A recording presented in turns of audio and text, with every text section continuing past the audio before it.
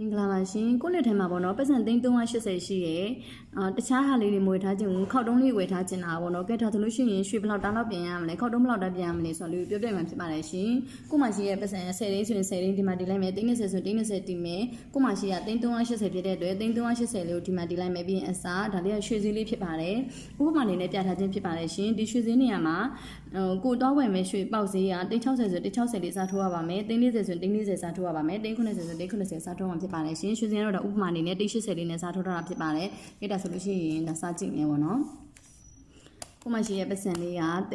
380အစားရွှေစည်းလေးက380ညီမြချင်းကဲဒါဆိုလို့ရှိရင်တတမရဲ့အရှိမ4ဖြစ်ပါတယ်ကဲဒါဆိုလို့ရှိရင်ဒီမှာ4ချက်ပါနော်ကဲဒါဆိုလို့ရှိရင်တတမရဲ့အရှိမ3ညဖြစ်မှဆက်တော်လို့ရမှာဖြစ်တဲ့အတွက်အနှုတ်လေးညီမြချင်းအမြောက်16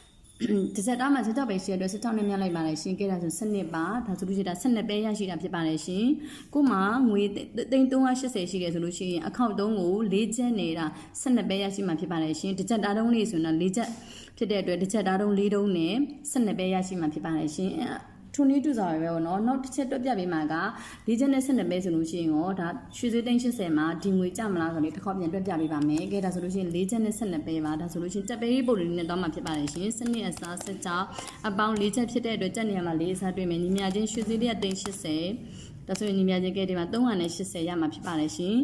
ကဲဒါဆိုလို့ရှိရင်ရှင်းတော့လို့ထင်ပါတယ်ကျေးဇူးအများကြီးတင်ပါတယ်ရှင်